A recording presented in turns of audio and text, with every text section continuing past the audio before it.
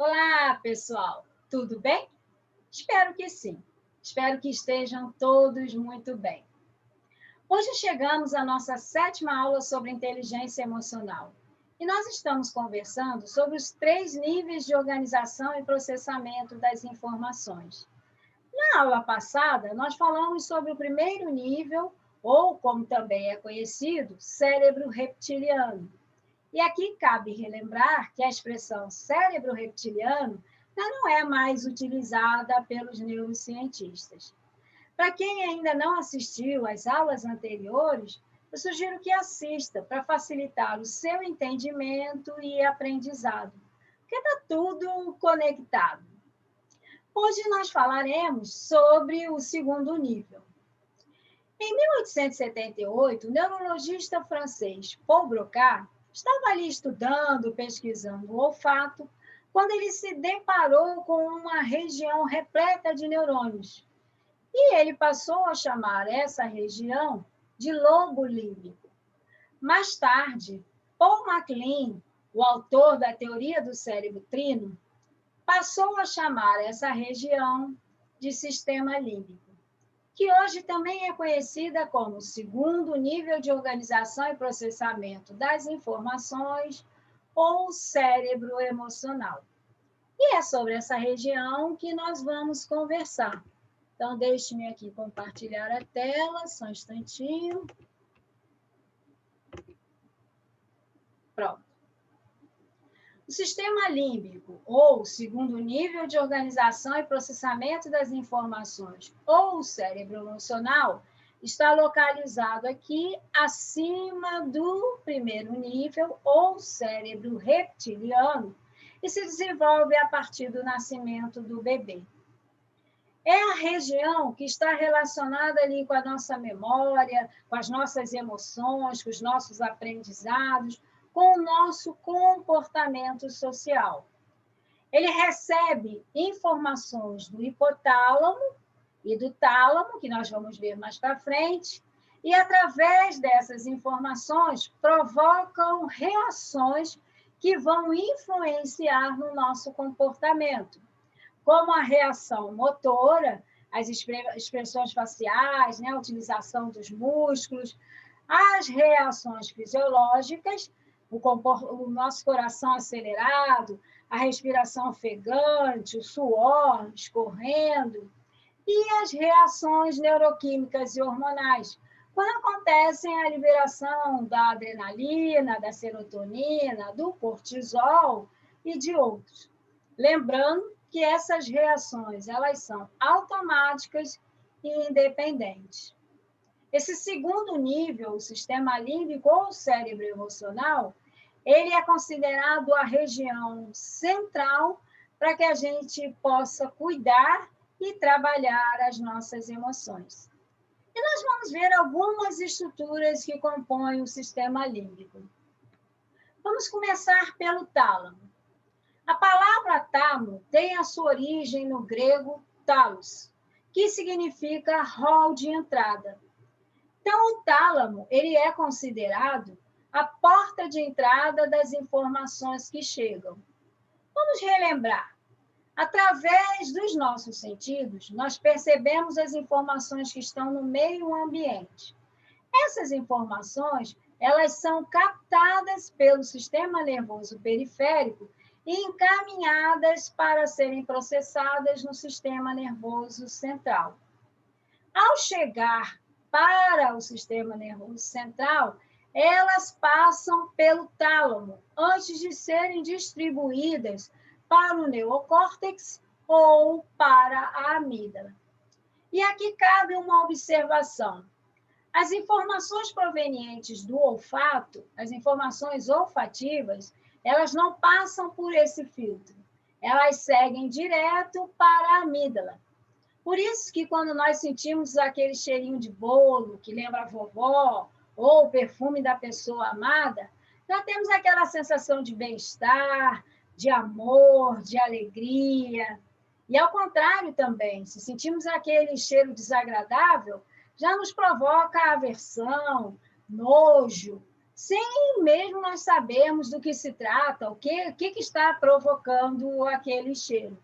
Porque essas informações do olfato, elas chegam direto para a amígdala, elas não são processadas ou analisadas anteriormente. Já as informações provenientes da audição, da visão e do tato, elas chegam no tálamo para serem filtradas e distribuídas. Então, a função do tálamo, resumidamente, é receber e filtrar as informações para distribuí-las corretamente, para que a gente possa ter um comportamento adequado diante de uma determinada situação. Temos também o hipocampo e a amígdala, que são duas estruturas do sistema límbico que estão associadas à memória e o aprendizado. Vamos primeiro falar do hipocampo. O hipocampo recebe esse nome porque ele se parece com um cavalo marinho, que tem o nome de Hippocampus erectus. E como é que ele funciona? O que ele faz? Ele funciona como uma caixinha para guardar algumas memórias temporariamente, que nós chamamos de memórias de curto prazo. Essas memórias, essas informações ficam guardadas e são processadas para que se veja se elas são importantes ou não para serem guardadas. Se forem consideradas relevantes pelo hipocampo, elas são encaminhadas para serem consolidadas e guardadas. Então, ele faz a transferência da memória de curto prazo, da memória temporária, para a memória de longo prazo, ou seja, aquela memória que ficará guardada dentro das nossas caixinhas, para que a gente tenha aí as respostas para situações semelhantes. Por isso que a gente fala que o hipocampo, ele trabalha também para facilitar o aprendizado, porque ele vai nos dizer o que é importante ou não para deixar guardado e para ser utilizado depois numa situação parecida. E, em conjunto com a amígdala, ele trabalha para avaliar se essa experiência, se essa informação, se essa memória, ela tem uma valência positiva ou não. A amígdala é uma estrutura que fica ali à frente do hipocampo, tem a forma de uma amêndoa e é a responsável pelos nossos processamentos emocionais. Ela trabalha associando as emoções às nossas experiências, facilitando essa conexão e essa fixação das nossas vivências, o que facilita o nosso aprendizado. Por exemplo, se eu perguntar para você, onde você estava quando o Brasil perdeu de 7-1? Provavelmente você vai se lembrar onde você estava, com quem você estava, o que você estava fazendo, como você se sentiu, porque o impacto emocional daquela experiência foi muito relevante. Então, aquela vivência, aquelas informações, elas estão consolidadas dentro das nossas caixinhas e estão prontas para serem resgatadas diante de uma situação semelhante. Então, por exemplo, se o Brasil passar, né, por uma nova experiência de perder de um placar tão elástico para uma outra partida, você já tem guardado lá nas suas caixinhas quais são as suas reações padrões para aquela determinada situação.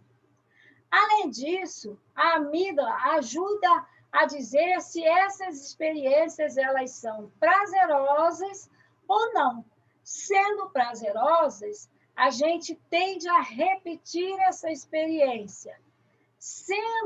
Provocando dor, a gente tende a se afastar. Então, no caso aí do 7-1, é uma experiência prazerosa ou dolorosa? Você gostaria de ver novamente o Brasil perdendo de 7-1 para a Alemanha ou para qualquer outro país? Acredito que não. Como bons brasileiros que somos, acredito que não.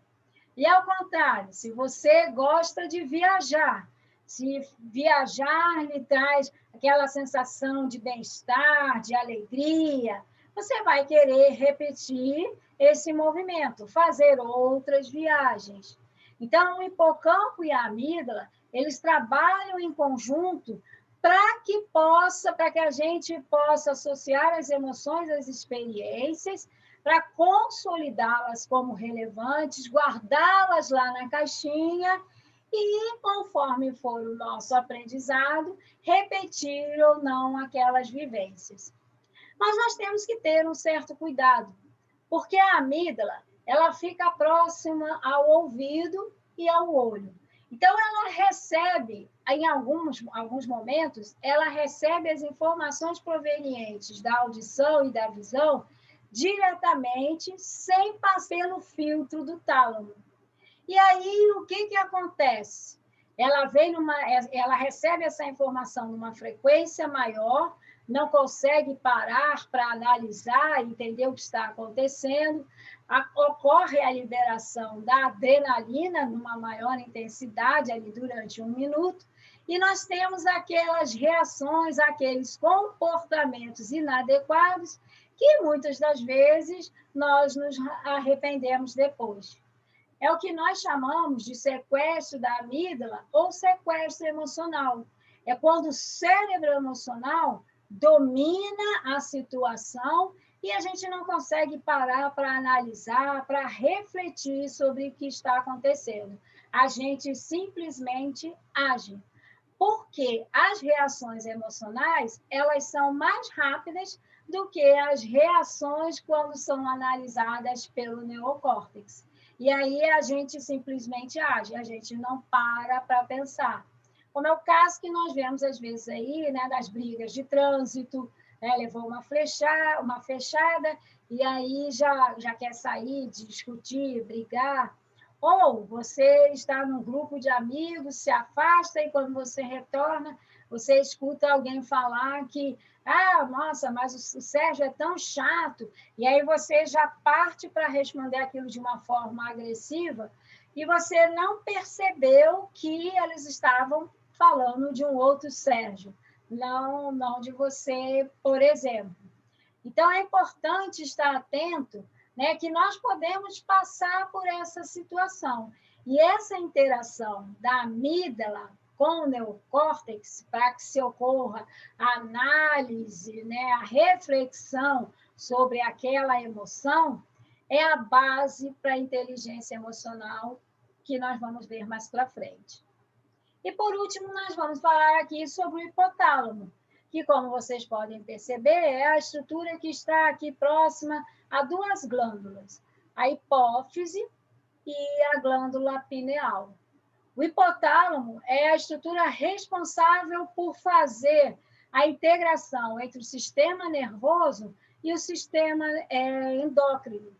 Quando acontecem aquelas reações fisiológicas que nós falamos, né? Ocorre a liberação aí dos neurotransmissores, né? Da adrenalina, do cortisol, e provocam aquelas reações fisiológicas, a dor de barriga, o coração acelerado, né? A respiração ofegante, porque essas reações fisiológicas é que vão caracterizar quais são os meus estados emocionais.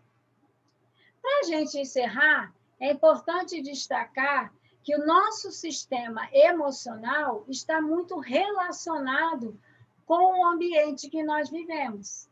Por isso que nós sempre orientamos a buscar ambientes de mais paz, mais tranquilo, com mais leveza, porque os ambientes que são ambientes mais estressados, mais tumultuados, ambientes mais agressivos, eles provocam estresse emocional. E esse estresse emocional faz com que nós não consigamos analisar, pensar, planejar. Nós ficamos com as nossas funções cognitivas prejudicadas. E em vários momentos podemos ter reações emocionais, os nossos comportamentos de forma inadequada para uma determinada situação. Bom, deixe-me parar aqui de compartilhar, só um instantinho. Opa, cadê? Aqui.